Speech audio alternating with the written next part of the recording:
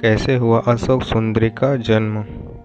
क्या आप जानते हैं कि कार्तिकेय और गणेश के अलावा भगवान शिव और माता पार्वती के एक पुत्री भी थी?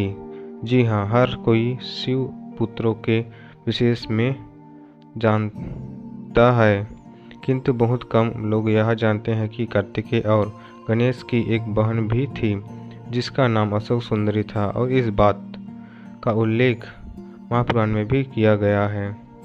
आज इस लेख के द्वारा हम आपको बताएंगे कि कौन थी अशोक सुंदरी और कैसे हुआ था उसका जन्म।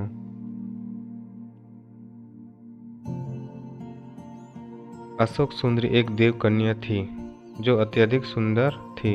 शिव और पार्वती की इस पुत्री का वर्णन महापुराण में है, जिसके अनुसार एक दिन माता पार्वती ने भगवान शिव से संसार के सबसे सुंदर उद्यान में घूमने का आग्रह किया। अपनी पत्नी की इच्छा पूर्ति के लिए भगवान शिव उन्हें नंदनवन ले गए, जहां माता पार्वती को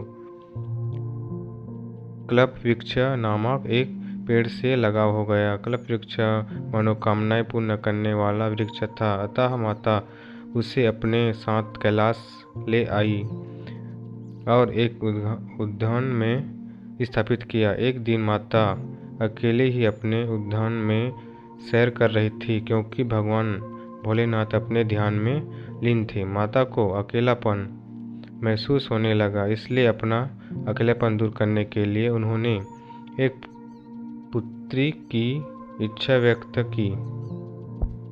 तभी माता को कल्प वृक्ष का ध्यान आया, जिसके पश्चात वह उसके पास गई और एक पुत्री की कामना की।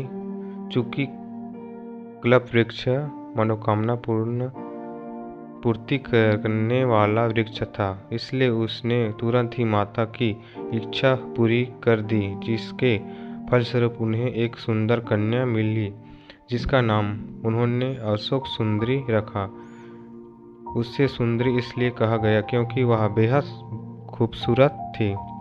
माता पार्वती अपनी पुत्री को प्राप्त कर बहुत ही प्रसन्न थी, इसलिए माता ने अशोक सुंदरी को यह वरदान दिया था कि उसका विवाह देवराज इंद्र जितेंद्र शक्तिशाली युवक से होगा। ऐसा माना जाता है कि अशोक सुंदरी का विवाह चंद्रवंशीय ययाति से पौत्र नहुष के साथ होना तय था। एक बार अशोक सुंदरी अपनी सखियों से संग नंदनवन में विचरण कर रही थी, तभी वहां हुंड नामक एक राक्षस आया। वह अशोक सुंदरी की सुंदरता से इतना मोहित हो गया कि उससे विवाह करने का प्रस्ताव रख दिया।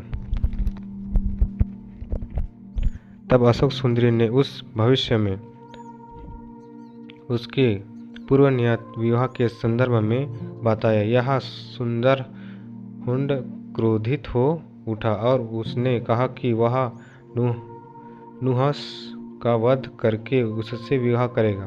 राक्षस की दृढ़ता देखकर अशोक सुंदरी ने उसे श्राप दे दिया कि उसकी मृत्यु उसके पति के हाथों ही होगी। तब उस दुष्ट राक्षस से नुहष्ट को ढूंढ निकाला और उसका अपहरण कर लिया। जिस समय हुंड ने नुहष्ट का अगवा किया था, उस वक्त वह बालक थे। राक्षस की एक दासा ने किसी तरह राजकुमार को बचाया और ऋषि वशिष्ठ के आश्रम में आया, जहां उनका पालन पोषण हुआ। जब राजकुमार बड़े हुए तब उन्होंने हुंड का वध कर दिया, जिसके पश्चात माता पार्वती और भोलेनाथ के आशीर्वाद से उनका विवाह अशोक सुंदरी के साथ संपन्न हुआ। बाद में अशोक सुंदरी को ययाति जैसे वीर पुत्र और 100 रूपवान कन्याओं की प्राप्ति हुई। इंद्र के घमंड के कारण उसे श्राप मिला था, जिससे उसका पतन हुआ। उसके अभाव में नहुष को अस्थायी रूप से उसकी गद्दी दे दी गई थी, जिसे बाद में इंद्र ने पुनः ग्रहण कर लिया था। अगर हमारा वीडियो अच्छा लगा हो तो चैनल को लाइक एवं सब्सक्राइब करें। धन्यवाद।